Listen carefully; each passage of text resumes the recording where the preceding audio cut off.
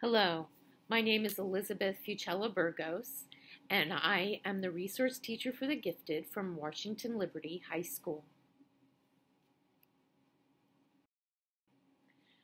Please jot down any questions you have during this presentation, and you can use that QR code there to record any of your questions, and I will get back to you as soon as I can.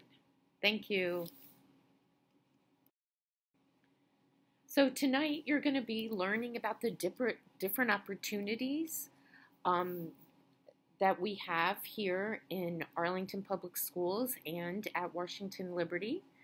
And then I'm going to explain the role of what I do as resource teacher for the gifted within a professional learning community. And also share with you what gifted services looks like at our school. So these are some of the things that I will be talking about and I am involved in. This includes being part of the IB program. I am the CAS coordinator in the IB program, and I do work with the core classrooms as well as some of the IB curriculum courses, content area, as well as do work with AP courses, intensified courses, dual enrollment.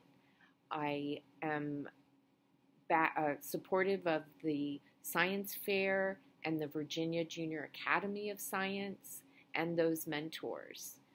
I'll also providing some information about how you or your child can access the Fine Arts Apprentice Program, Prime Internship, and the Summer Residential Governor School programs, and the Virginia Space Coast and Aerospace Science Scholars. I do recommend that gifted identified students take intensified courses and advanced placement or IB or International Baccalaureate courses or the dual enrollment courses. It is also something to participate in the Science Fair Mentor Program that provides one-on-one mentoring sessions for our students involved in the Science Fair, and in writing the VJS paper that they can submit to the symposium. This year it will be virtual, and there is the link there to find out more about VJAS. The Fine Arts Apprentice Program is available to students in the arts, in drama, or music. These include opportunities for students to go and see and hear some work in theater and music in our community. They can take master classes, and they can cross over into other disciplines. They do record 75 hours of personal practice through the year and participate in an annual spring recital or exhibit. And the coordinator in APS is Kelly Breedlove, and you can find out more about the program there at the link. We also have a summer internship program for rising juniors and seniors to explore a career path of interest. They are placed after they fill out an application and write about, complete a resume about their field and area of interest. And then the Arlington Career Center does work with placing them and the orientation. So the Summer Residential Governor's School has academic and visual performing arts programs designed for students to experience an intensive dive into an interest area.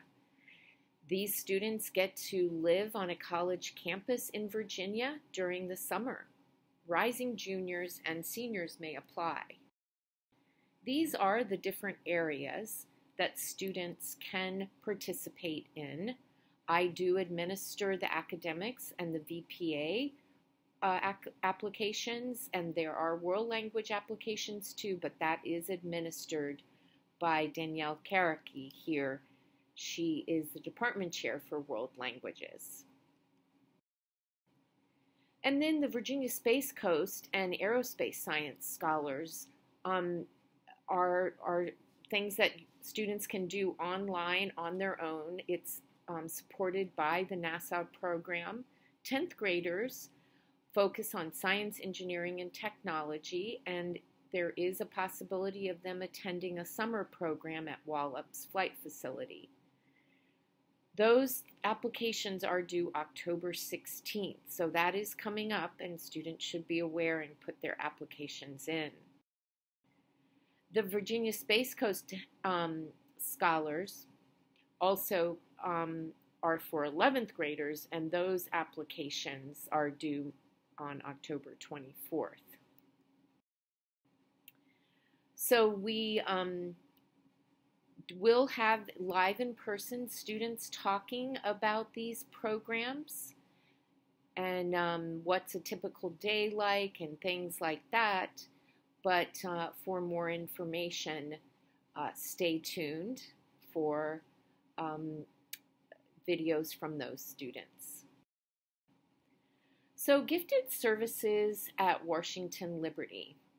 The QR code here connects to our school's website for gifted services, and here you see some pictures of first day of school, my work with teachers and the teacher orientations, graduation, in the classroom, collaborating with my colleagues, going on field trips, and being the CAS coordinator are some of the things that I do. So the NAGC does recommend that every school provide access to curricular resources designed for gifted learners. And we do have those. The curriculum should be something that is for a gifted learner and differentiated and flexible grouping approaches. I support teachers in assessing gifted learner differences, making adjustments to the curriculum, and implementing advanced curriculum and strategies. So, VDOE regulations state that each school district must develop a plan to identify and provide services to those students who have learning needs beyond the regular instructional program. We do here in APS share responsibility for daily differentiation for gifted learners. The teachers are differentiating and monitoring growth and using creative and critical thinking that provides rigor for students. I work here at the school to provide professional learning, coaching, collaboration to those groups of students that are identified gifted. I have a commitment to the talent development of the Young Scholars model as well. And I support stakeholders and evaluation of our program's effectiveness.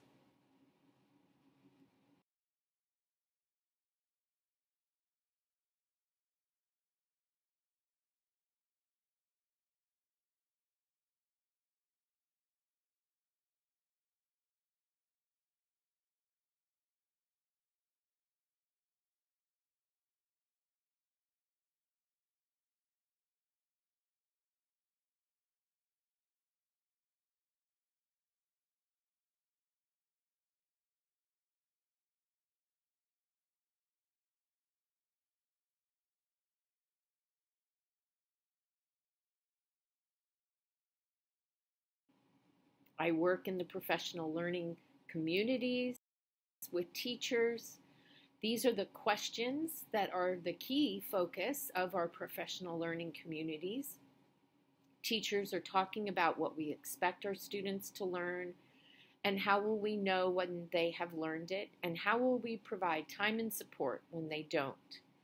The question that's mostly for gifted students is how will we extend learning when they already know it or learn it quickly?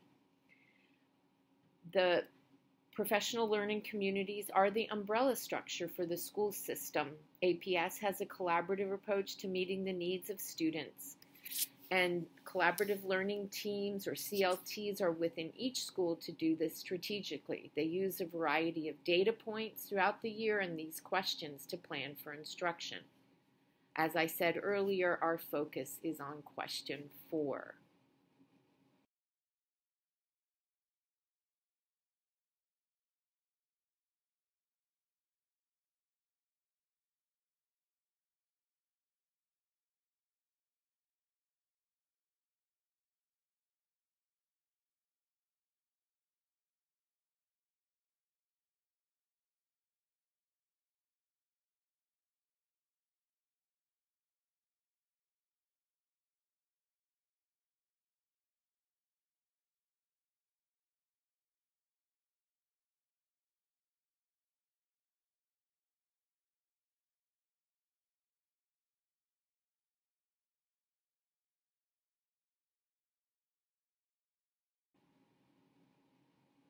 I facilitate professional learning focusing on characteristics of gifted students and differentiated instruction for advanced learners, and collaborate with teachers to plan and deliver instruction. I lead teams in the understanding of diverse characteristics of gifted learners and facilitate the screening and identification process.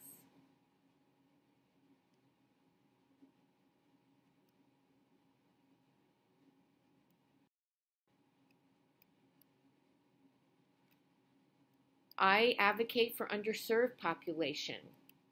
The links to the NAGC white papers, and I give more information on all of these twice exceptional English language learners, high ability, low income students, and underachieving students.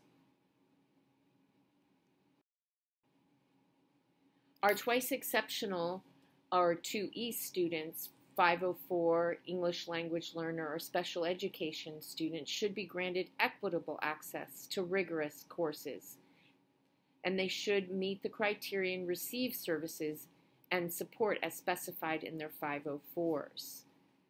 This is for English language learners and individual education plans, or IEPs.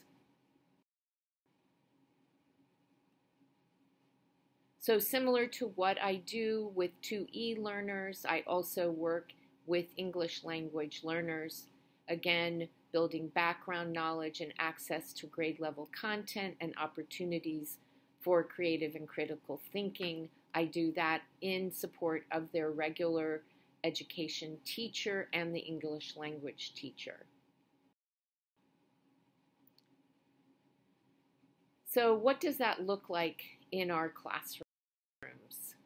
First of all, teachers can differentiate by content, process, or product according to a student's interest, readiness, and learning profile, or and to increase their growth, motivation, and efficiency. Here is our critical and creative thinking framework. RTG's model plan co-teach lessons using these strategies to raise the level of rigor in the classrooms for gifted, as well as to expose all learners to challenging and engaging lessons. Once these are modeled for the teacher infuses these strategies in daily lessons when appropriate. The RTG works with the collaborative team to support this implementation. Here are some examples of what this collaboration looks like here at Washington Liberty. In this image, you see I am working here with a teacher on concept development, and from there, teachers worked with me in a question formulation strategy, or QFT, to learn about how to then adapt that process into their classrooms. And then the questions that are created about a concept are then talked about in a Socratic seminar. This was in a chemistry classroom that I worked on with a plastics unit that they were studying about. So here are some examples of what I do. I model, I coach, I build capacity. This was a group of teachers that were working with me reading Thrivers, which is a book by Michelle Borba on the 7 characteristics of thrivers that she based her research on. And then they also learned and adapted the creative critical thinking strategies. In this picture too, I'm in collaboration with an expert poet who came to our school and worked with our seniors, and then also with our English language learner classrooms. That's Suzanne Stratman, our English language learner teacher, and Joseph Green.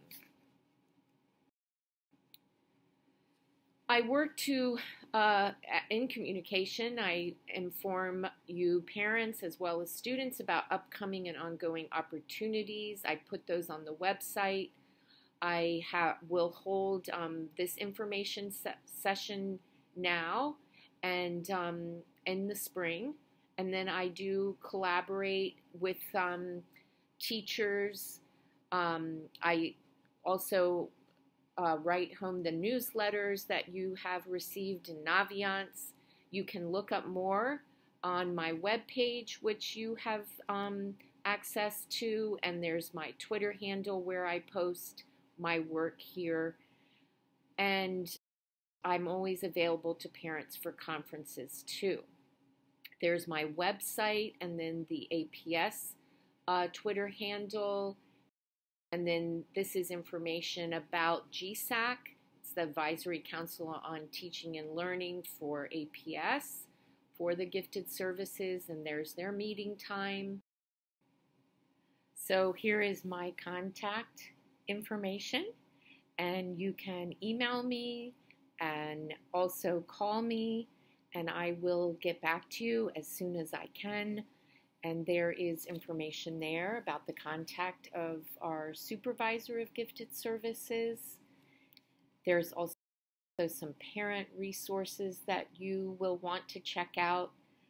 And I will hold a session about the screening and identification process in January or February, so be on the lookout for that email.